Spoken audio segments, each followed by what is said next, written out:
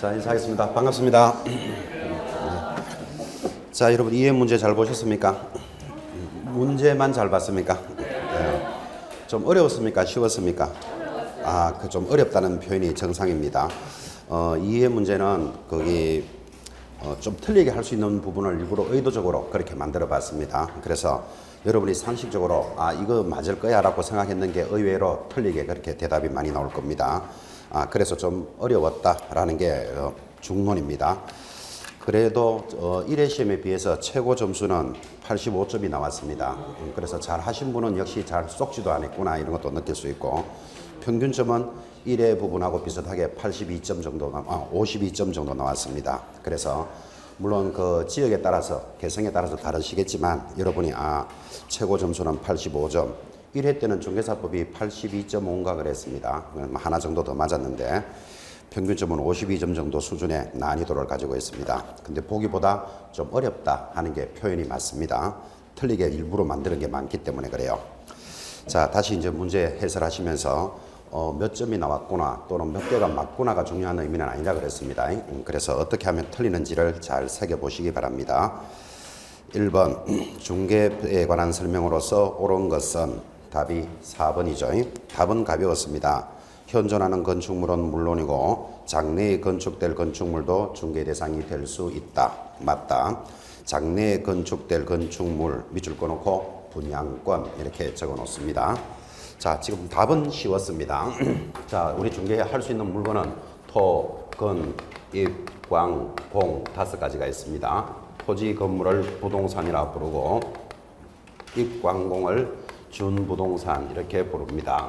그래서 중개 대상물은 부동산만을 의미한다 그러면 틀립니다. 부동산과 준부동산을 포함하고 있고, 이때 지금 나오다시피 건축물은 중개 대상물이 되죠. 현존하는 건축물, 지금 밖에 나가서 여러분들이 만나는 건물들이 다 현존하는 건물, 당연히 중개 대상물이 됩니다. 그런데 장래 건축물, 우리는 그걸 판례가 분양권이라 부르고 분양권도 중개 대상물이 됩니다. 답은 4번입니다. 자, 그 나머지들이 이제 만만치 않습니다. 1번 일반인의 무등록 중개 행위도 처벌 대상이 된다. X죠. 거기 무등록 이런 말이 들어가니까 걸려드는 사람이 막 생긴다고 이게. 자, 지금 그 부분에서 대해서 주의하셔야 될 것 이겁니다.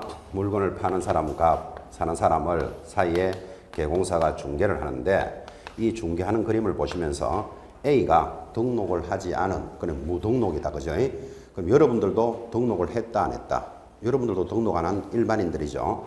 일반인이 이 아파트를 친한 사람한테 소개해주고 수수료 한번 받는 거 위반이다 아니다? 아닙니다.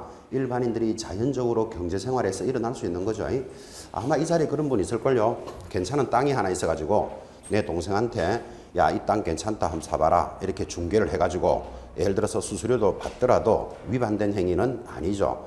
근데 날이면 날마다 수수료를 받고 중개를 하면 중개업이 됩니다. 무등록 중개업은 처벌 대상이에요. 근데 부동산 하나를 중개할 수는 있다. 지금 이 자리도 해본 사람도 있을 겁니다. 자, 1번 주의하셔야 되죠. 일반인의 무등록 중개 행위도 처벌 대상이 된다 하면 X입니다. 중개업을 하면 처벌 대상이 됩니다. 2번 상가와 주택을 분양 대행하는 행위는 이 법상 중개 행위에 해당한다. X입니다. 이를 분양 대행업이라 그럽니다. 이 법상 중개가 뭡니까? 중개 행위, 여기 보시면 물건에 대해서 소개하고 을에게 설명을 해주는 이런 행위를 중개 대상물에 대해서 당사자 간에 매매, 교환, 임대차, 그밖의 권리의 덕실 병리에 관한 것을 알선해 주는 것을 이거를 중개라 하지, 주택이나 상가를 분양하는 것을 중개라 하지 않습니다. 그를 분양 대행업 이렇게 부릅니다. 3번도 유명한 판례입니다. 개공사의 손해배상 책임의 원인 행위인 중개 행위에는 경매 대상 부동산에 대한 권리 분석 및 취득의 알선은 포함되지 않는다. X. 우리 판례는 포함한다. 이렇게 제시를 합니다. 지금 거기 3번의 첫째 줄에 보면 손해배상 책임이라는 부분이 보이죠, 그죠? 자, 너무나 잘 알고 있습니다. 법인은 얼마 가입하고 2억을 가입하고, 공인중개사 얼마 가입합니까? 1억. 부칙 6조도 1억을 가입하고 손해배상 책임에 대해서 영업을 하고 있는데, 우리 판례는 이 행위가 경매에 관련되는 것으로서 손실을 입었을 때도 이 부분에서 책임을 져야 된다, 안 져야 된다? 져야 한다. 중개행위라고 보지 않을 필요는 없다. 이게 판례입니다. 그래서 경매 부동산에 대한 권리 분석 및 취득의 알선해서 잘못된 것에 대해서도 손해배상 책임을 져야 된다라는 표현입니다. 5번 너무나 이야기 많이 했죠. 부동산에 대한 중개행위는 법률행위에 해당한다 하면 X 뭘로 고쳐야 됩니까? 사실행위. 자, 여러분 보십시오. 이렇게 중개를 하는 행위는 무슨 행위다? 사실행위다. 사실행위라는 뜻은 여러분 A가 이 물건을 중개해 보십시오. 물건에 가서 확인을 하고 매수자한테 설명하고 그런 행위는 사실적 행위입니다. 그런데 중개를 왜 합니까? 계약을 하려고 중개를 하잖아 지금, 그죠? 매매, 교환, 임대차 계약을 하기 위해서 중개를 하니까 중개 자체는 사실행위지만 중개의 대상은 뭐를 대상으로 한다? 법률행위를 대상으로 합니다. 아직도 법률행위, 사실행위가 힘드신 분은 법률행위 하면 저절로 계약 딱 갖다 붙어야 되고, 계약은 뭐다? 매매, 교환, 정려를 대표적으로 계약이라 그래요. 그래서 중개하는 자체는 사실행위. 중개를 왜 한다? 중개의 대상은 계약을 하려고 하는 거예요. 법률행위를 대상으로 합니다.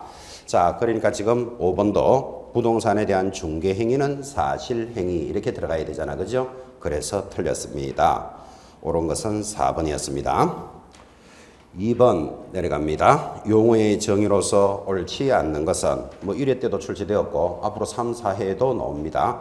용어의 정의는 절대로 틀리면 안 됩니다. 용어는 그대로 암기해야 되고 자기가 이해하면 안 된다 그랬죠. 자, 옳지 않는 것 답이 몇 번? 3번. 중개라 하면 당사자 간의 매매, 교환, 임대차 그 밖의 권리의 덕실 변경에 관한 행위를 알선하는 행위를 말한다. 뭐가 틀렸는지 모르지만 이리저리 다 틀렸다. 중개라는 것은 봐요 다시. 용어로서 중개는 중개 대상물에 대하여 이렇게 나갑니다. 거래 당사자들 간에 이 물건을 매매, 교환, 임대차 그 밖의 권리의 덕실 변경을 알선하는 겁니다. 3번은 이리저리 다 틀렸다. 자, 그럼 나머지는 다 맞아야 되나요? 1번 공인중개사라 하면 얼마나 강조했습니다. 자격을 취득한 자 딱 끊어줬죠. 5. 중개업이란 세 가지 요소가 있어야 됩니다. 1번 다른 사람의 의뢰, 일정한 보수, 중개를 업으로 하는 것. 그래서 세 가지가 다 돌았습니다. 4번 개공사라 하면 이 법에 의해서 사무소를 개설, 등록한 자 딱 끊어졌죠. 근데 이것을 개설을 등록하고 중개업을 영위하는 자를 말한다. 이런 문제에 당하면 안 된다. 그렇게 전달했습니다. 5번 소공사라 하면 개업공인사에 소속된 공인중개사로서 갈로 열고 법인의 사원 임원을 포함해 동그라미 중개 업무를 수행하거나 수행 동그라미 업무를 보조하는 자 보조도 동그라미. 그래서 소공사가 싹 지나가면 세 마디가 따라와야 된다. 그죠? 포함하여 수행도 하고 보조하는 자입니다. 정확하게 돌았습니다. 자, 그래서 옳지 않는 것은 3번이었습니다. 특히 5번 지문에서 주목해 봅니다. 법인의 임원이 있습니다. 자, 법인의 임원의 3분의 1 이상은 공인중개사일 것 들어보셨죠? 자, 그러면 3분의 2는 일반인이어도 된다는 이야기잖아. 그죠? 그때 자격증이 있는 임원을 보고 뭐라고 부른다? 소공사라고도 부른다. 그 뜻이에요.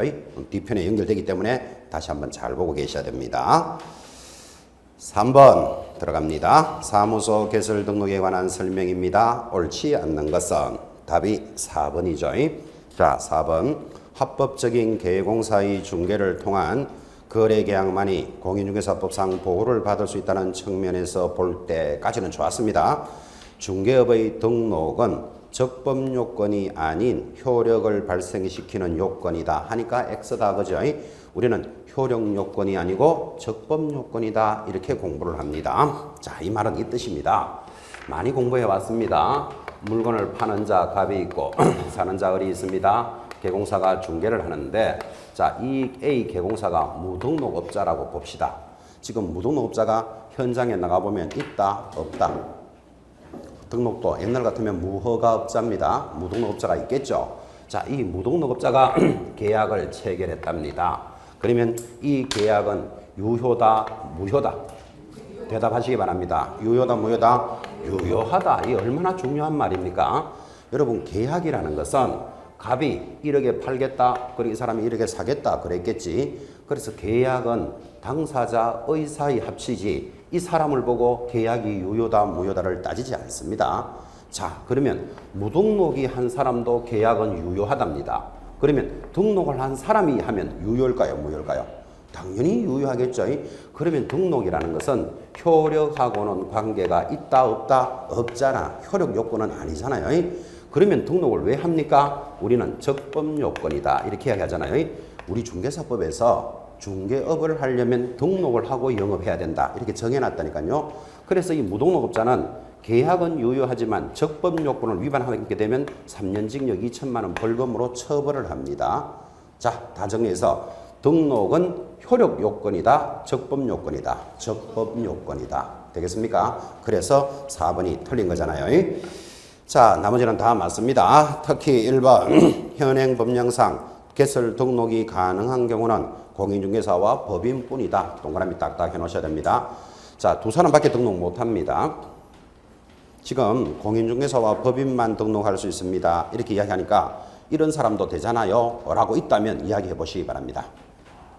이야기해 보시기 바랍니다 하니까 어떤 분이 외국인도 되잖아요 이러더라고요. 외국인도 되지. 근데 외국인도 반드시 뭐여야 된다? 공인중개사여야 됩니다. 다시 또 어떤 분은 이거 말고 되는 사람이 있습니까? 하니까 특수법인도 등록할 수 있잖아요. 그래, 특수법인도 되지. 특수법인도 뭐다? 법인이잖아요 어차피. 그죠?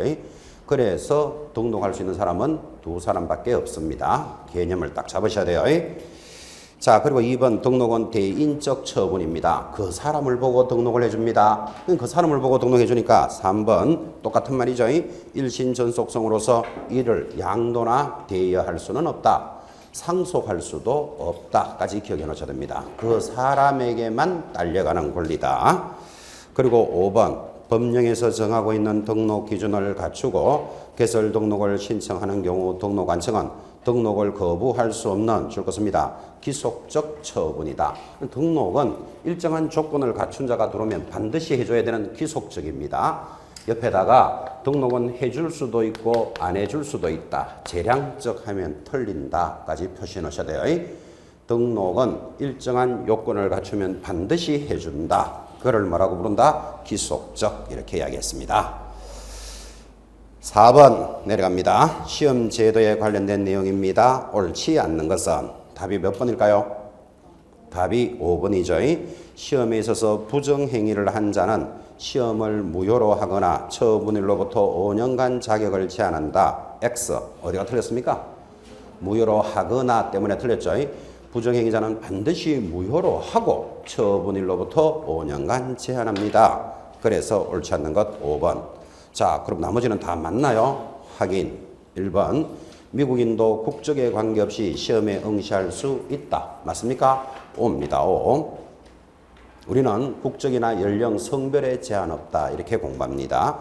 그건 그렇고 미국인이 시험에 응시할 수 있다는데 시험 치면 될까요? 안 될까요? 그거는 쳐봐야 합니다. 모릅니다. 일단은. 그러니까 미국인도 공인중개사도 될 수도 있겠죠. 합격하면. 오바마가 누군지 아십니까? 오바마 미국 대통령입니다. 지금은 미국인도 이래 나왔지만 시험에서 오바마도 시험에 응시할 수 있다. OX. 오바마는 시험 치면 될까요? 안 될까요? 모르기는 또 뭘 몰라요. 아이고, 참 여러분도 지금 헤매고 있는데 참 오바마 씨가 잘 되겠나? 우리끼리 이야기지만 한국말도 잘 안 될 건데, 그죠? 그래도 오바마 안 된다 그러면 오바마 화냅니다. 잘 찍으면 될 수도 있으니까 외국인도 공인중개사가 될 수 있습니다. 여러분, 오바마가 한국계라는 말 들어봤습니까? 그래서 우리나라가 지금 미국하고 친합니다. 오바마 성이 뭐다? 오시잖아 지금.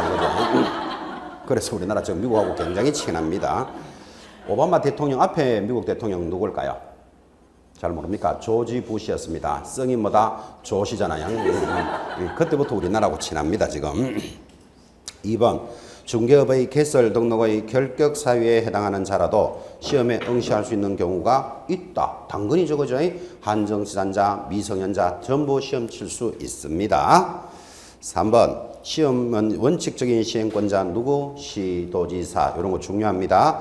예외적으로 국토장관이 시행할 수도 있으나 자격증은 언제나 시도지사가 교부한다. 5. 다 맞죠? 어차피 5번이 틀렸으니까. 4번도 맞습니다. 여러분하고 해당됩니다. 2015년 26회 시험에 있어서 합격자는 선발 예정 인원과 최소 선발 인원 등을 공고하지 않았으므로 1차 시험과 2차 시험 모두 매 과목 40점 이상, 전 과목 평균 60점 이상 한 자를 합격자로 하는 무슨 평가 방식을 택하고 있다? 절대 평가 방식을 택하고 있다. 맞습니까? 맞습니다. 자, 그래서 틀린 것은 5번이었습니다. 5번 갑니다. 결격 사유에 해당되지 않는 것은, 자, 결격 사유 100% 출제되는 단원이다. 이렇게 이야기했고, 해당되지 않는 것, 답이 몇 번? 5번이죠. 무는 이 법상 금지 행위를 위반하여 징역 2년에 집행유예 3년을 받고 그 유예기간이 경과되었다. 자, 집행유예 받은 자는 뭐만 지나면 되지요? 집행유예 기간만 지나면 되잖아요. 그래서 5번은 벗어났습니다. 나머지는 해당되나요? 1번 갑은 18세이나 혼인을 하여 성년으로 의제되었다. 혼인하더라도 벗어날 수 없다. 자, 미성년자는 어떻게 해야 벗어납니까? 19세가 넘어야 한다. 2번 어른 파산 선고를 받고 채무를 모두 변제하고 현재는 법원에 복권을 신청했다. 자, 파산자는 어떻게 해야 벗어납니까? 복권되어야 한다. 그렇지 신청만 해서는 안 되잖아요. 그죠? 그리고 또 X. 병은 10년형을 선고받고 7년을 복역하던 중 가석방되고 3년이 경과되었다. 여러분 가석방은 가짜로 석방되었다 그랬죠? 자, 봐요. 10년형을 받은 자가 7년을 복역하고 가석방이 되었다. 7년을 복역하고 가석방이 되면 나머지 기간은 집에서 살아라 그랬잖아. 그죠? 그래서 3년은 집에서 살고 그날로부터 얼마가 지나야 된다? 3년이 지나야 돼요. 그러면 3년을 남겨놓고 가석방 받은 자는 몇 년 지나야 된다? 6년이 지나야 되잖아. 집에서 3년은 살고. 그죠? 4번 정은 이 법을 위반하여 벌금 300만 원을 선고받고, 자, 우리는 벌금형만 나오면 노래 제목이 기억나야 됩니다. 이벌삼삼. 이 법을 위반하여 벌금 300만 원 받은 자 몇 년 지나야 된다? 3년이 지나야 되잖아요. 그래서 1년이 경과되었다 했으니까 결격 사유입니다. 답은 5번. 6번 들어갑니다. 신고사항이 아닌 것은, 자, 이런 문제 만만찮죠? 만만찮지만 여러분한테는 많이 강조했던 단원입니다. 신고사항이 아닌 것, 답이 4번입니다. 공동사무소 설치 신고, 이런 말 있다 없다? 없어요. 전부 신고가 다 붙었지만 아닌 것은 4번인데, 자, 여러분한테 이런 전달을 했잖아요. 공동사무소만 나오면 그림을 그렸습니다. 공동사무소가 뭐냐 하니까 사무소는 하나인데 개공사가 자기 직원들을 데리고 일을 하고 있겠죠. 그런데 친한 개공사가 야 같이 사용하자. 이를 공동으로 사용하니까 공동사무소다 그럽니다. 그림이 이렇게 되잖아요. 사무소는 하나인데 여러 사람의 개공사가 같이 사용합니다. 자, 이 왜 같이 사용할까요? 경비를 절감할 수 있다. 또 혼자 하는 것보다는 업무가 효율적이다. 이런 말을 들어보셨죠? 자, 그리고 예전에는 법인은 법인끼리만, 공인중개사는 공인중개사끼리만인데 지금은 끼리도 가능하고 관끼리도 가능하다. 이렇게 수업을 하고, 그럼 이런 공동사무소를 설치는 어떻게 하느냐 하면 설치 신고서를 제출한 다음에 무조건 X라니까요. 이 사람이 이쪽 사무실로 이전을 합니다. 사무소 이전을 해서 2사람 이상이 만들어지고 이 사람은 이쪽으로 뭐를 한다? 등록을 합니다. 그래서 공동사무소는 자기 사무소를 이전해서 2사람 이상이 또 등록을 해서 만들어지지 설치 신고서 하면 당하기가 너무나 쉽다 그랬고, 이때 이전이나 등록을 할 때는 이 사람의 뭐를 첨부해야 된다? 성낙서를 첨부해야 된다. 소토리가 그렇게 간다. 그죠? 그래서 아주 의미 있게 보셔야 됩니다. 나머지는 다 신고사항이 맞죠? 자, 다시 계속 진행하겠습니다. 자, 그래서 6번의 신고사항 아닌 것은 답이 4번입니다. 자, 나머지들은 다 신고 맞죠? 분사무소 설치 신고해야 됩니다.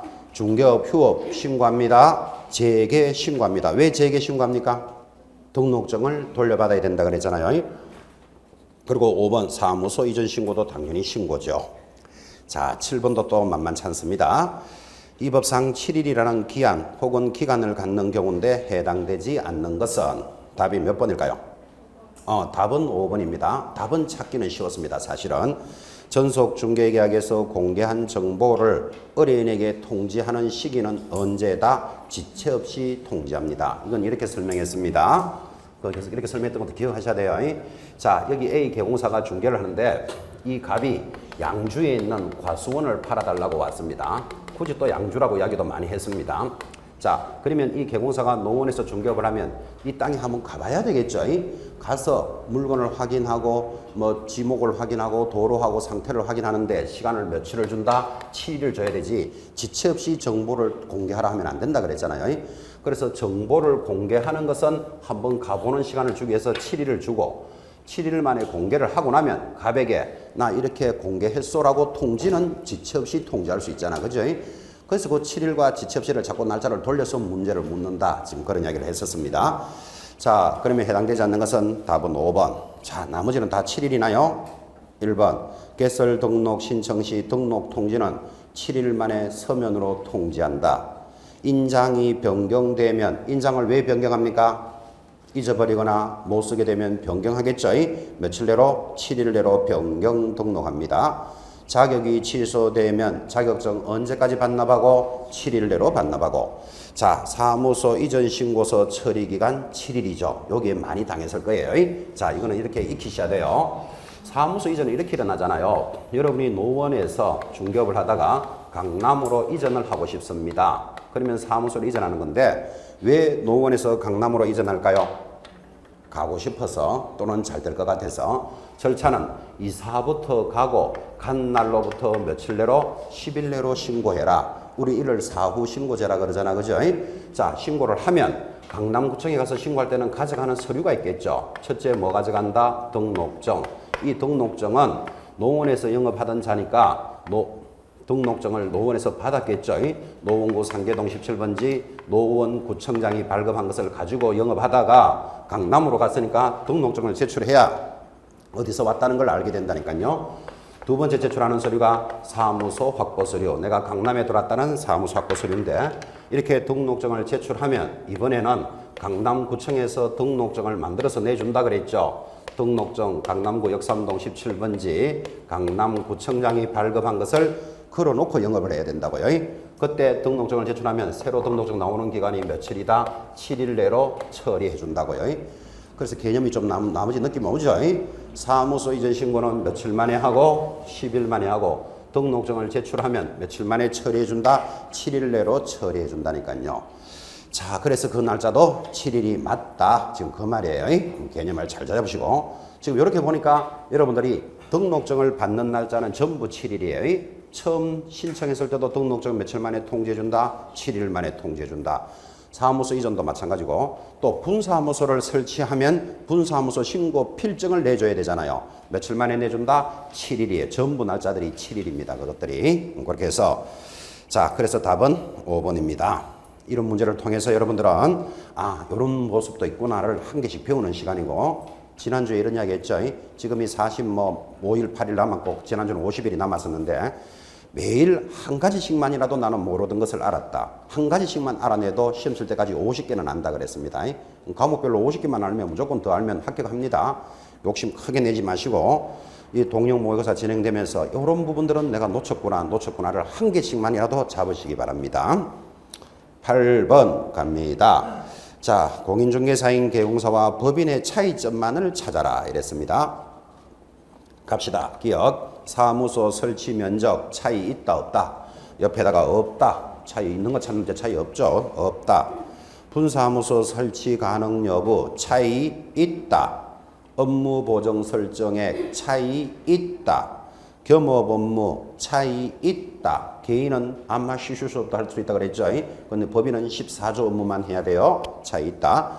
등록할 인장 차이 있다. 법인은 법인의 인장을 등록합니다. 개인은 뭐를 등록합니까? 가로 세로 7에서 30mm 이내인 인장. 우리는 그걸 막도장 이렇게도 이야기했죠. 차이 있다. 중개 대상물의 범위 차이 없다. 예를 들면 개인은 토지만 해라. 법인은 건물만 해라. 그런 규정이 있다 없다? 없다. 차이 없다.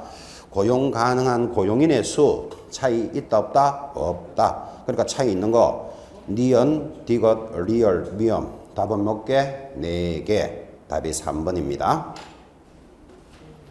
자, 지금 답이 중요한 게 아니고 그죠? 정확하게 차이 나는 4가지를 기억하셔야 되는데 제가 다른 지역에서 이 문제를 시험 쳐보니까 어떤 분이 기억에 차이 있다 딱 적어놔요. 그래 놓고는 기억, 디귿, 리얼, 미음. 답은 4개. 답은 맞추더라고. 그죠? 그래서 좋다. 답만 맞추면 된다. 그죠? 근데 정확하게 적고하셔야 됩니다. 4개는 찾아냈으면서 다른 걸로 4개를 찍어내면 안 된다. 지금 그 말이에요. 차이 있다, 없다. 잘 보셔야 됩니다. 참 재밌었습니다. 오늘도 나오지만 부동산 거래 신고사항이 인계, 지지, 목, 종면, 실조종 이래 나가잖아요. 여기서 신고사항인 것은 아닌 것은 이렇게 찾아야 되는데 그 문제에서 어떤 분은 옆에다가 결사허리 이거 적어놓고 찾고 있습니다. 그런데 답은 맞추더라고. 3번 이렇게. 그죠? 그래 좋다. 답만 맞추면 된다. 막 결사허리거나 멀기나 그죠? 그래서 해당되는 거 막 헷갈리시는 모양이라 지금 그죠? 일단 답은 3번입니다. 9번 들어왔습니다. 개공사의 고용인에 관한 설명입니다. 옳은 것은 답이 3번이죠. 자, 법인의 대표자가 사망을 하면 대표자를 다시 선임할 때까지는 소공사도 중개 업무를 수행할 수는 없다. 맞다. 왜 그런가 하면 여러분 거래계약서나 확인설명서는 법인인 경우에는 누가 작성하고 대표자가 작성해야 되는데 지금 대표자가 없다 그랬잖아요. 그럼 이 사람이 선임될 때까지는 소공사도 업무를 할 수는 없다라는 지문이 맞죠.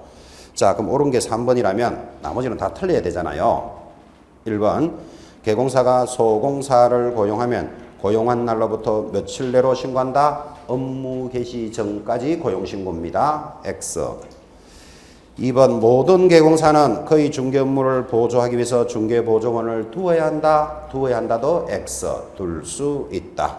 4번도 법인인 개공사가 고용한 소공사를 고용관계가 종료가 되면 2개월 내로 다시 그 인원만큼 반드시 고용해야 된다. 그런 규정도 없다. X. 5번 공인중개사 자격이 있는 법인의 사원 임원은 고용인인 소공사에 포함된다. 되지 않는다. 포함한다. 아까도 짚어봤죠. 자, 그래서 틀렸으니까 답은 3번입니다. 10번 들어갑니다. 이 법령상 행정처분과 행정형벌의 대상이 되지 않는 자는 자, 지금부터 여러분 꼭 감각적으로 살리셔야 돼요. 거기에 행정처분하고 탁 보시면 무조건 옆에다가 정지나 취소를 이야기합니다. 그 다음 행정형벌이라는 말이 보이시면 저절로 뭐를 징역 또는 벌금입니다. 이게 저절로 딱 갖다 붙어야 이게 문제가 해결이 됩니다. 행정처분하면 정지나 취소, 행정형벌은 징역 또는 벌금을 이야기한다. 이게 붙어 있어야 해결이 된다니까요. 이거를 여러분한테 얼마나 전달했으면 오늘 여러분들이 친구들하고 야 점심때 삼겹살 먹자. 그러면 친구는 무조건 무슨 말이 나와야 된다. 소주는 이거 나와야 된다 그랬잖아. 그죠? 이때 깻잎은 상추는 이러고 있으면 날 샌다니까 지금 완전히. 그죠? 그래서 행정처분하면 정지나 취소, 형벌하면 징역 또는 벌금이 저절로 붙어야 문제가 해결된다니까요. 다시 여러분 애기들하고 오늘 피자 먹자 그래봐요. 바로 나오는 말이 뭐다? 여러분들 수준도 그 수준이 하여튼 콜라 이런 건 잘 찾아내잖아 봐요. 그지? 피자에 콜라가 나와야 되지 막걸리 사이다 이런 말 하면 날 샌다 지금 이 말이에요. 그래서 행정처분하면 뭐 정지나 취소, 형벌은 징역 또는 벌금이에요. 자, 그럼 여기에 해당되지 않는 자는 답이 5번이죠. 협회는 받았다 하면 얼마짜리다? 500만 원짜리 과태료. 과태료는 행정질서벌이다. 이렇게 부르는 거예요. 자, 나머지는 다 해당됩니까? 1번 개공사가 보세요. 절대적 취소 될 수 있죠. 또 양도대여 하면 1년에 1,000만 원도 받을 수도 있잖아요. 소공사 마찬가지입니다. 자격 정지 받을 수도 있고 소공사가 금지 행위를 하면 3년에 2,000만 원 이런 거 해당된다고요. 거래정보사업자 마찬가지 허운정해일이라는 취소 사유도 있지만 정보를 허위로 공개하면 1년에 5천만 원짜리 비전공 따라 붙죠. 4번 조심해야 되죠. 공인중개사도 다 해당됩니다. 자, 공인중개사의 정의가 뭐다? 이 법에 의하여 자격을 취득한 자잖아요. 이 자격을 취득한 자는 자격증이 어디 있죠? 장롱 속에 있다 그랬잖아요. 그럼 장롱 속에 둬야 되는데 이를 다른 사람한테 한 달에 얼마씩 받고 양도대여하면 등 자격이 취소되겠죠. 뿐만 아니라 1년에 1,000만 원에도 해당된다고. 그죠? 장롱 속에 곱게 넣어놔야 되지. 한 달에 얼마씩 받고 빌려주고 이러면 취소도 되지만 형벌 사유에도 해당됩니다. 개념을 잘 잡으셔야 됩니다. 그래서 답은 5번이었습니다. 11번 내려갑니다. 이 법령상 사무소에 대한 설명입니다. 옳지 못한 것은 답이 5번이죠. 공인중개사인 개공사가 사무소를 2개 이상 설치하면 등록은 반드시 취소된다. X. 사무소를 2개 이상 갖추면 제재가 뭐죠? 1년에 1,000만 원에다가 상취. 굉장히 강조했습니다. 상대적 취소입니다. 자, 그래서 옳지 못한 건 몇 번? 5번. 자, 나머지는 다 맞아야 되죠. 1번. 사무소는 반드시 등록 신청 전에 확보해야 된다. 당근이잖아요. 이런 수업을 한 적이 있죠. 우리가 중개업을 하려면 등록을 신청하면 접수하는 곳이 있고 접수가 되면 확인하는 절차를 거쳐서 등록이 되었다. 통지는 며칠 만에 해준다. 7일 만에 통지해준다. 이런 소설이 들으셨죠? 자, 그때 신청을 할 때 조건이 뭐다? 1. 자격을 취득하고 실무 교육을 이수하고 3번 사무소를 확보하고 신청할 것. 사무소부터 딱 만들어 놔야 된다니까요. 이 사무소를 만들어 놔야지만 접수를 하는 곳은 사무소가 있는 시장, 군수구청장에게 접수를 하게 된다고요. 사무소부터 확보해야 된다. 2번 모든 개공사가 사무소를 한 개만 설치하는 것은 아니다. 맞다. 법인은 뭐를 설치할 수 있다? 분사무소를 설치할 수 있습니다. 3번 개공사가 중개사무소에서 반드시 중개 업무만을 수행해야 되는 것은 아니다. 맞다. 그죠? 여러분 안마 시슈숍도 할 수도 있다. 이래 나오잖아요. 중고자동차 매매업을 할 수도 있습니다. 4번도 마찬가지. 중개사무소는 용도가 맞아야 하며 건축물 대장에 등록된 건물이어야 하므로 무허가 건물이나 대장에 등록은 돼 있으나 등록 신청 당시에 불법으로 정축, 개축된 건물은 사무소를 설치할 수는 없을 것이다. 그건 당연한 질문이잖아 사실은. 그죠? 자, 그래서 옳지 못한 것은 몇 번? 5번이다. 이렇게 갑니다. 넘기셔도 되지만 여러분 앞으로 주의하셔야 됩니다. 지금 4번을 그죠? 사무소가 불법 정축, 개축되면 안 된다는 건 그건 당연한 이야기잖아. 그죠? 근데 조심하셔야 됩니다. 현장에 나가시면. 여러분들이 이렇게 자격증을 취득하시고 나면 나중에 언젠가는 중개사무소를 구해서 중개업을 하시겠죠. 근데 여러분 중개업을 하실 때는 아무 곳에도 없는 데 가서 신설하는 경우도 있겠지만 대체적으로 이 중개사무소를 얻을 때는 권리금 얼마 이렇게 주고 구하는 경우가 많겠죠. 이런 경우가 많을 겁니다. 여러분한테 한번 물어봅시다. 권리금이 있는 사무소를 구하는 게 좋을까요? 권리금을 안 주기 위해서 중개업을 안 하던 자리에 새로 차리는 게 좋을까요? 그건 모르겠어요. 그건 해봐야 알죠. 근데 대체적으로 권리금을 주고 얻는 사무실이 그래도 영업이 될 가능성이 높습니다. 권리금 몇 천만 원 아끼려고 그냥 허허벌판에 혼자 들어가 있으면 1년 내도록 그냥 허허벌판입니다. 허허벌판. 그래서 권리금을 주고 들어가는 경우가 많은데 아파트 현장에 나가보면 그죠? 아파트 상가, 혹시 여러분 아파트 상가에 중개사무소가 있는 곳 가보셨습니까? 공간이 넓다 좁다? 아, 좁습니다. 보기보다 좁습니다. 아파트 상가는. 그죠? 보통 11평 정도를 분양한다 이런데 11평을 분양받았다 그러지만 가보면 실전용 면적은 5, 6평밖에 안 돼요. 이거 뭐 엘리베이터 떼고 도로 떼고 뭐 떼고 그죠? 그 대여섯 평짜리 중개사무소 가보면 소파 하나만 놔도 꽉 찬다니까요. 그렇게 이제 대체적으로 좁습니다. 아파트 상가에 있는 점포들이. 근데 여기서 등록을 신청한 사람이 이 아파트 상가에 등록을 신청하고 영업을 하다가 보니까 좁아. 그죠? 근데 아파트 상가의 특징이 뭔가 하면 끝나고 나면 샤터 짜라라락 내리는 공간이 있습니다. 사타 내리고 사타를 그렇게 올려야지 들어가겠죠. 올리고 거기 들어가서 유리문 열고 들어가는데 그 샤터와 유리문 사이가 대략 한 50cm 공간이 있어요. 그런데 그것만 더 확장을 해도 사무실이 더 훨씬하게 넓어진다고. 그죠? 그래서 처음 들어가서 신청할 때는 요 사무실에 하다가 영업하다 보니까 책상 하나 놓을 때도 잘 없어. 그래서 요거를 개조를 해가지고 한 50cm를 불법으로 뭐 한다 정축해서 쓰면 훨씬 편하잖아요. 이런 사무실을 권리금을 주고 들어갔을 때 여러분들은 지금 사무소가 정상적으로 돌아가고 있으니까 이 공간에 이 정도면 권리비 시설비는 얼마다 하고 들어갔는데 이게 불법 정축된 부분이 있으면 나중에 등록이 된다 안 된다 안 되는 수가 생긴다고. 그래서 현장에 나가셨을 때는 주의하셔야 됩니다. 지금 그 이야기 하는 거예요. 하고 있던 사람이 자기가 개성해서 할 때는 그때까지는 괜찮았어요. 등록 신청할 때는 괜찮았으니까 나중에 들어갈 때는 이런 걸 주의하셔야 돼요. 그래서 우리가 이런 거 공부하잖아요. 신청을 하면 접수하고 확인하는 절차가 있다. 뭐를 확인합니까? 결격 사유를 확인하고 사무소가 적합한지를 확인한다니까요. 별일 없으면 등록이 되었다 통지를 해준다고요. 4번 지문도 시험용으로는 찾아내기가 쉽지만 현장에 나가서도 주의하셔야 됩니다. 지금 그 이야기를 하고 있습니다. 12번입니다. 비밀 준수 의무에 대한 설명입니다. 옳지 못한 것은 답이 몇 번이죠? 답이 3번입니다. 자, 3번. 비밀 준수는 어떠한 경우에도 누설하여서는 아니 된다 하면 X예요. 자, 우리가 비밀은 지켜야 되잖아요. 비밀 준수의 의무가 있지만 안 지켜도 되는 예외가 3가지가 있다. 첫째, 청문회에 출석했을 때. 2번, 법정에서 정언을 할 때. 이런 수업을 했죠. 여러분 법정이나 청문회에서 하는 거, 청문회 하는 거 잘 봐요. 앞에 나와서 대답하는 자가 선서합니다. 나는 있는 그대로 정언을 하는데 거짓말을 하면 위정의 죄를 받겠습니다. 이렇게 선서합니다. 그때는 비밀을 알아도 이야기를 해도 된다고. 비밀 준수 예외에 그 법에서 정리를 해주기 때문에 세 번째가 중요해요. 선관주의 의무와 연결될 때도 비밀 준수의 예외예요. 이 선관주의 의무가 중개실무에서 중요한데 선량한 관리자의 주의 의무라는 말은 이렇게 설명했어요. 여러분이 중개를 하다 보니까 의뢰인의 비밀을 알게 됐습니다. 이 매수자 집이, 매도인의 집이 한 달 뒤에 경매 처분되는구나. 이런 비밀을 알면 비밀을 지켜야 된다. 매수자한테 이야기해 줘야 되겠다.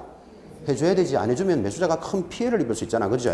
나 비밀을 알기 때문에 이야기 못 하겠어. 이러면 그 사람 큰 피해를 입는다고. 우리는 그를 뭐라고 부른다? 선량한 관리자의 주의 의무를 다할 때도 비밀을 지키지 않습니다. 다시 이런 경우도 있겠죠. 축대가 약해가지고 폭우가 쏟아지면 이 집이 무너질 것 같아. 그럼 이런 비밀을 알게 되면 매수자한테 이야기를 해줘야 된다? 안 해줘야 된다? 해줘야 되잖아. 그래서 비밀 준수의 예외가 있다니까요. 자, 그러면 옳지 못한 것 답이 3번. 업무상 취득한 비밀은 어떠한 경우라도 누설하여서는 아니 된다는 의무이다 하면 X잖아요. 예외도 있다. 특히 3번 예외가 중요해요. 자, 그럼 나머지는 다 맞습니다. 특히 4번. 이 의무에 위반한 자 1년 징역 1,000만 원 벌금이고 이는 무슨 죄를 적용한다? 반의사 불벌죄를 적용하고. 그리고 5번에 많이 걸려들었죠. 개공사가 비밀 준수 의무를 위반했다 해서 반드시 등록이 취소되는 것은 아니다. 맞다. 등록 취소 사유에 비밀 준수 위반이라는 말이 없어요. 그래서 비밀 준수를 위반하면 받는 제재는 1년에 1,000만 원 이거밖에 없어. 다른 거는 없어요. 13번 내려갑니다. 소속 공인중개사의 의무라고 볼 수 있는 것은 이런 것도 주의해야 됩니다. 자, 소속 공인중개사가 지켜야 될 거 답이 2번밖에 없죠. 거짓 거래 계약서 및 이중 계약서 작성을 금지한다. 이거 위반하면 자격 정지 받아요.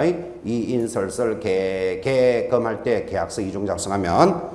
자, 그럼 2번이라면 나머지는 1번. 당해 업무 수행 시 반드시 계약서 확인 설명서를 작성할 의무. 반드시 때문에 X죠. 계약서를 작성해야 될 의무는 누구한테 있죠? 개공사에게 있습니다. 소공사가 작성 안 한다고 해서 문제될 일이 있다 없다? 없고.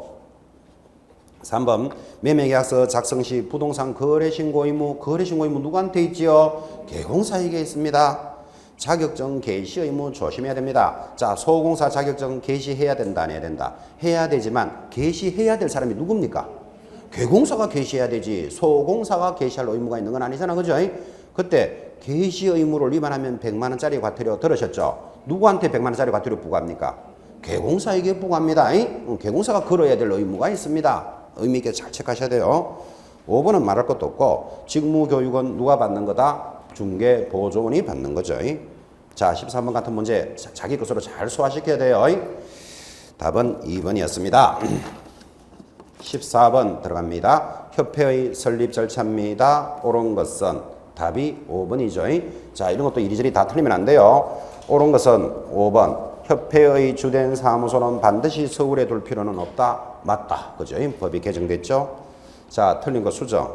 1번. 부칙 6조상의 개공사는 협회 회원이 될 수 없다. X입니다. 협회는 누구들로서 만들어져 있다? 개공사들로서 만들어져 있는 거예요. 그럼 부칙 6조도 개공사잖아요. 2번 다 가면 안 돼요. 공인중개사 300명이 발기인이 되고 이런 건 잘 알면서도 공인중개사입니까? 개공사입니까? 개공사 300명. 개공사들이 만들어지는 단체라니까. 그죠? 그래서 틀렸고. 3번 창립총회는 또 나오잖아요. 공인중개사 600명이 출석하여 X라니까요. 개공사 600명이 출석합니다. 지금 이 시간까지 와가지고 개업 공인중개사와 공인중개사를 용어를 구분 못하면 날 셉니다. 지금 굉장히 크게 강조합니다. 그래서 600명, 공인중개사 600명도 틀렸고, 또 반수의 동의도 틀렸고, 우리 중개사법은 무조건 뭐? 과반수입니다. 3번 이리저리 다 틀렸고, 4번 또 봐요. 서울에서는 100명, 시도에서는 얼마? 20인 이상인데 또 공인중개사가 참석한다 하면 안 된다니까요. 개공사가 참여하는 거예요. 그래서 협회는 누구들의 단체다? 개공사들의 협회 단체입니다. 답은 5번이 옳은 것. 15번 갑니다. 6조 2항에 의한 개공사에 대해서 묻고 있습니다. 타당하지 않는 것은, 자 1번부터 갑니다. 사무소 명칭에 공인중개사라는 문자를 사용할 수는 없다. 그건 맞죠? 5. 사무소 소재지를 관할하는 시도지역에 소재하는 중개대상물을 중개할 수 있는 경우도 있다. 맞습니까? 자, 부칭유저가 자기 시도 외에 할 수 있는 경우 어떤 경우? 부동산 거래 정보망에 가입을 하면 관할 지역 외에 이것도 할 수 있습니다. 3번 위민을 위해 경매 부동산에 대한 취득의 알선 등을 할 수는 없으나 본인이 직접 매수인이 되어 입찰에 참여할 수는 있다. 맞잖아. 그죠? 자, 여러분 부칭유저는 경매 물건은 못한다고 들으셨어요. 그런데 이 물건이 경매 나왔으면 부칭유저가 직접 자기가 하나 받는 거는 위반할 일이 있다 없다? 없지. 그럼 3번도 관계없고, 이제 4번이 답이 됩니다. 이때 3번의 경우 부칭유저 중개인의 소공사가 중개인을 위해서 수수료 없이 입찰 대리를 하는 것은 공인중개사법과 변호사법을 위반한 것으로 해당한다. X 위반한 것으로 볼 수 없다. 이런 말입니다. 자, 지금 부칭유저는 뭐를 못한다? 부칭유저는 경매 업무는 할 수는 없다. 들으셨죠? 근데 부칭유저가 자기가 경매 물건을 하나 받는 거는, 매수하는 거는 된다 안 된다? 되잖아. 그런데 이 부칭유저 밑에 있는 소공사가 경매를 잘 아는 모양이죠. 자기 사장님을 위해서 내가 하나 받아줄게요. 입찰 대리를 하고 수수료도 받지도 않았대요. 그러면 이거는 변호사법 위반이나 중개사법 위반으로 볼 수 있다 없다? 없어요. 이런 행위는 무슨 행위다? 친밀한 행위예요. 그냥 자기 직원이 사장님을 위해서 매수 신청 하나 수수료도 받지 않고 해주는 게 무슨 이 법상 위반이 될 수가 있나 그죠? 답이 4번이에요. 5번은 당연히 공인중개사와 부칭유저의 차이점이 연결이 되어 있습니다. 타당하지 않는 건 몇 번? 4번. 다 정리되고. 16번입니다. 경매 부동산의 입찰 신청과 관련된 설명입니다. 옳지 못한 것은, 답이 1번이죠. 매수 신청 대리 등록을 한 개공사는 경매 부동산은 어떠한 물건이라도 본인이 직접 매수인이 되지 못한다. 이러면 틀려요. 자, 매수자가 위임 사건이 의뢰가 들어왔는 물건은 매수하면 안 되지만 자기가 다른 물건 하나 매수하는 건 관계 있다 없다? 없죠. 그래서 틀린 것이 1번이에요. 나머지는 다 맞나요? 2번 경매 부동산의 채무자를 해당 물건의 위임인으로 하는 입찰 대리는 할 수는 없다. 맞잖아요. 주목합니다. 주목. 이 물건이 40억짜리 상가입니다. 40억짜리가 경매에 나왔다. 여러분은 이 물건을 입찰받을 수 있다 없다? 있다. 여러분은 자연인이니까. 그죠? 돈 없는데요. 그런 소리 하지 말아요. 돈 있기나 없기나 입찰을 받을 수는 있잖아요. 근데 이 물건을 입찰 못 받는 사람이 있어요. 첫째 누구? 채무자는 안 된다 그랬잖아요. 자기가 이 물건을 입찰 받으려면 돈부터 갚아야 돼. 채무자는 입찰을 못 받는데 개공사가 채무자를 매수 신청으로 해서 신청해 줄 수는 없다. 지금 이 질문이잖아요. 그게 맞단 말이에요. 5. 3번 임대주택법상 임차인 대리할 수도 있고 동시에 우선 매수도 할 수 있습니다. 4번 차순위 매수 신고는 유효한 입찰 신청을 한 자라도 할 수 없는 경우가 있다고. 어떤 경우? 자, 차순위를 하려면 최고가에서 보증금을 뺀 금액보다 높아고 이동해야 되죠. 그죠? 그럼 무조건 차순위라고 되는 거는 아니잖아요. 그래서 4번도 맞고. 5번 자동차나 건설기계도 경매로 법원에서 진행되나 이를 입찰 대리할 수는 없다. 그렇습니다. 우리가 경매 물건 해줄 수 있는 것은 뭐다? 토, 건, 입, 광, 공, 중개 대상물에 대해서만 해줄 수 있는 거예요. 답이 1번이었습니다. 17번 금지 행위에 해당하는 것은, 참 이야기도 많이 했습니다.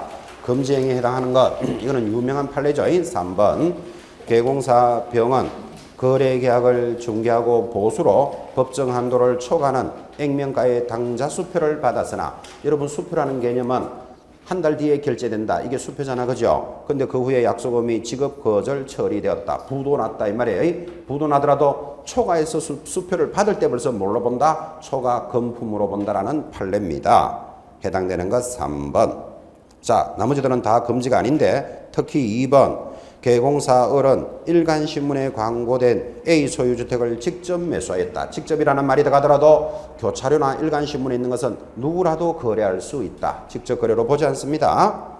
4번도 보세요. 개공사 정은 매수인 B를 대리하여 매도인 C와 매매계약을 체결하였다. 쌍방대리다, 일방대리다. 일방대리잖아. 금지행위 아닙니다. 마찬가지 5번. 개공사 무가 D가 분양받은 상가에 대한 권리금을 E에게 매도하는 거래계약을 중개하였다. 옆에다가 잘했다. 이런 걸 금지를 할 이유가 없지 않습니까? 답은 3번이었습니다. 18번. 개공사의 업무 범위에 대해서 옳은 것을 찾으시오. 답이 3번입니다. 자, 공인중개사인 개공사도 개업 공인중개사를 대상으로 중개업의 경영 기법 및 경영 정보를 제공하고 우린 이를 프랜차이즈업이라 그랬죠. 수수료를 받을 수도 있다. 맞잖아. 개인은 겸업에 제한이 없다. 옳은 것 3번. 자, 틀린 거 갑니다. 1번. 개공사의 종별에 따라 중개 대상물의 범위를 대통령령으로 달리 정할 수 있다. X. 그런 말 없어요. 법인은 토지만 해라. 공인중개사는 건물만 해라. 부칙유조는 임목만 해라. 그런 규정이 우리 법에 있다 없다? 없어요. 종별에 따라서 물건은 모두 동일하다. 2번. 부칙상의 개공사가 사무소 소재지를 관할하는 시, 도 외의 물건을 취급하면 우리말로 하면 지역위반이죠. 지역위반 제재가 뭐다? 6월 이하의 업무 정지지 등록이 취소될 수 있다 했으니까 X. 4번. 취급 업무에 있어서 제한을 받는 법인인 개공사뿐이며 이를 위반하여 중개업을 영위하게 되면 자, 법인은 몇 조 업무만 해야 된다? 14조 업무만 해야 돼요. 근데 이를 위반하게 되면 등록을 취소할 수 있다. 상취잖아요. 14조 겸업 업무를 위반하면 취소된다 했으니까 또 X. 5번. 특수법인인 개공사가 중개법인의 겸업 업무를 취급하게 되면 공인중개사법에 저촉된다. X. 그런 규정은 없다. 그죠? 자, 다시. 여러분, 지역농협이 특수법인이다. 이 정도는 아시죠? 자, 지역농협이 우리 중개법인이 하는 업무, 예를 들면 컨설팅업, 경공매 업무를 만약에 하다가 적발되었다. 중개사법에서 그걸 어떻게 처벌한다는 규정이 있다, 없다? 그런 규정은 없다. 그래서 옳은 것은 3번입니다. 19번 들어갑니다. 중개계약에 관한 설명입니다. 옳지 않는 것은 참 중개계약도 이야기 많이 했습니다. 또 뒤편에 또 유사 문제도 따라오는데 자, 중개계약은 이런 거죠. 물건을 파는 사람과 사는 사람을 사이에 개공사가 중개를 하는데 중개계약이라는 것은 의뢰인과 개공사 사이에 일어나는 것을 뭐라 그런다? 중개계약이다. 하나 사주세요 하고 있습니다. 의뢰인과 하는 거니까 매도인과 하는 것도 당연히 중개계약입니다. 자, 이 중개계약에 대해서 옳지 않는 것은 답이 몇 번? 2번이죠. 구두에 의한 중개계약은 불가능하며 이거부터 틀렸잖아요. 구두로도 할 수 있고 또 공인중개사법에서는 일반 중개계약서와 전속중개계약서를 규정하고 있으며 모두 사용할 의무가 있다. 그런 의무가 어디 있는데요. 전속중개계약서는 사용해야 되지만 틀린 것 2번. 자, 나머지는 맞나요? 공부합니다. 1번. 중개계약은 의뢰인과 개공사를 당사자로 하는 합의다. 봐요. 중개계약은 의뢰인과 개공사들을 당사자로 하는 계약이다. 5. 3번. 거래계약이 체결되기 위해서는 먼저 중개계약이 선행이 되어야 된다. 보고 있습니까? 중개계약이 있어야 그 다음 뭐가 성립된다? 거래계약이 성립된다. 그죠? 상식입니다. 4번. 중개계약의 법적 성질은 낙성계약이나 낙성, 청약과 성락이 일어나죠. 하나 사주세요. 그러니까 그래 사줄게 하고 계약이 출발하는 거예요. 그러나 체결상의 의무는 있다 없다? 없다. 체결상의 의무가 없는 무슨 계약? 임의적 계약이다. 5번. 이런 중개계약은 개공사에게 보수 청구권을 발생합니다. 자, 하나 사주세요. 팔아주세요가 와야지 수수료 청구권이 발생한다. 그죠? 답은 2번. 20번까지 하고 잠깐 쉽니다. 거래계약서 작성과 관련된 설명입니다. 옳지 않는 것은 자, 20번의 답이 몇 번? 1번이죠. 국토장관은 표준이 되는 거래계약서 서식을 정하여 이의 사용을 권장하고 있다. 그런 문제 없어요. 권장할 수 있다. 자, 옳지 않는 것 1번. 나머지는 다 맞습니다. 특히 3번. 당사자 합의가 있었다면 거래계약서를 서면으로 작성하지 않아도 계약은 유효하게 성립한다. 처벌을 받을지라도 구두계약도 계약이다. 그죠? 4번. 소공사도 거래계약서를 작성할 수는 있으나 의무사항은 아니다. 언제 작성할 수 있습니까? 자기가 업무를 수행했을 때는 작성할 수는 있죠. 5번 마찬가지. 공동중개의 경우 참여한 모든 계획공사가 함께 서명 및 날인하여야 합니다. 그렇습니다. 답은 1번입니다. 10분 쉬었다가 마무리하겠습니다.